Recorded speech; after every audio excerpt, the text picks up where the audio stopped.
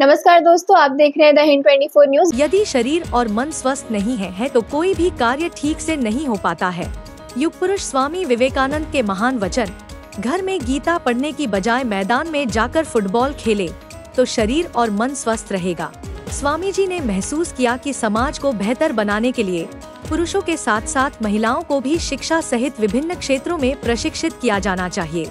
स्वामी जी के आदर्शों को ध्यान में रखते हुए चुनचुरा फार्म साइड के राज्य महिला शारीरिक शिक्षा कॉलेज में एक संक्षिप्त समारोह में स्वामी जी की प्रतिमा का अनावरण किया गया। उनके जन्मदिन पर स्वामी जी की प्रतिमा समारोह में रामकृष्ण मठ और मिशन के सहायक महासचिव श्री बलभद्र नंद जी महाराज उपस्थित थे। साथ ही कॉलेज के प्राचार्य डॉक्टर श्यामल मजूमदार और अन्य गणमान्य व्यक्ति भी उपस्थित थे। युग पुरुष स्वामी विवेकानंद की 163वीं जयंती के अवसर पर 2 दिनों तक विभिन्न कार्यक्रमों का आयोजन किया गया है। इस बारे में विश्वविद्यालय के प्राचार्य डॉक्टर श्यामल मजूमदार क्या कहते हैं, सुनिए। दूसरी ओर स्वामी जी की 163वीं जयंती पर युवा समुदाय को संदेश देते हुए रामकृष्ण मठ और मिशन के सहायक महासचिव श्री बलभद्र नंद जी महाराज क्या कहते हैं, सुनिए। आज के আমাদের মহিলা শারীরিক শিক্ষণ মহাবিদ্যালয় 162তম জন্মবার্ষিকী স্বামী বিবেকানন্দের আমরা পালন করছি।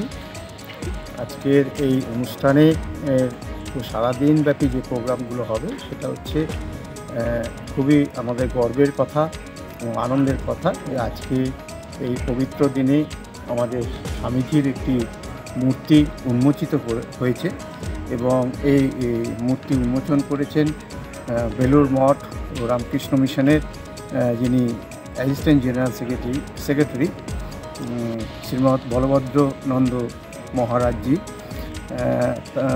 তার সাথে উপস্থিত ছিলেন আজকে মহকুমা শাসক শ্রীমতী স্মিতা সান্যাল শুক্লা মহাশয়া।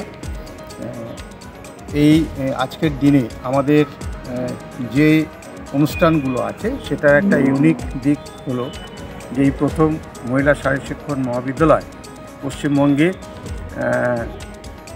একটি ফিজিক্যাল এডুকেশন ইনস্টিটিউটের মধ্যে বিবেকানন্দকে প্রয়োজন। বিবেকানন্দকে জানলে আমরা নিজেদের মধ্যে কতটা সম্ভাবনা আছে, কতটা শক্তি আছে সেটা জানতে পারি। আমরা যেই নিজেদের শক্তি এবং সম্ভাবনার কথা জানতে পারি, সঙ্গে সঙ্গে আমরা বুঝতে পারি আমার চারপাশে যে যুবকরা আছে, আমার চারপাশে যে তরুণ তরুণীরা আছে, তাদের মধ্যেও শক্তি ও সম্ভাবনা আছে। তার মানে কি একই সঙ্গে আমরা আত্মবিশ্বাসী হই, আত্মসম্মান লাভ করি এবং সঙ্গে সঙ্গে আমরা কিন্তু অন্যকেও সম্মান করতে শুরু করি। আত্মবিশ্বাসী মানুষ আর অহংকারী মানুষের মধ্যে তফাৎ হচ্ছে আত্মবিশ্বাসী মানুষ অন্যের কাছে শক্তির প্রেরণা হয়ে দাঁড়ায়। আত্মবিশ্বাসী মানুষ অন্যকে বলে যে আমি পেরেছি, তুই পারবি না কেন, তুই পারবি। আর অহংকারী মানুষ সে বলে আমি পেরেছি, তোর দ্বারা হবে না। কাজেই স্বামী বিবেকানন্দের মানুষ আমাদের কিন্তু আত্মবিশ্বাসী করে, অহংকারী করে না।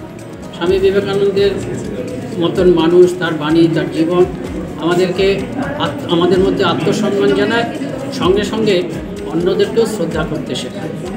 তার থেকে এরই সঙ্গে সঙ্গে स्वामी जी काछ থেকে আমরা ভারত ऐसे ही तमाम खबरों के लिए जुड़े रहिए द हिंद 24 न्यूज के साथ।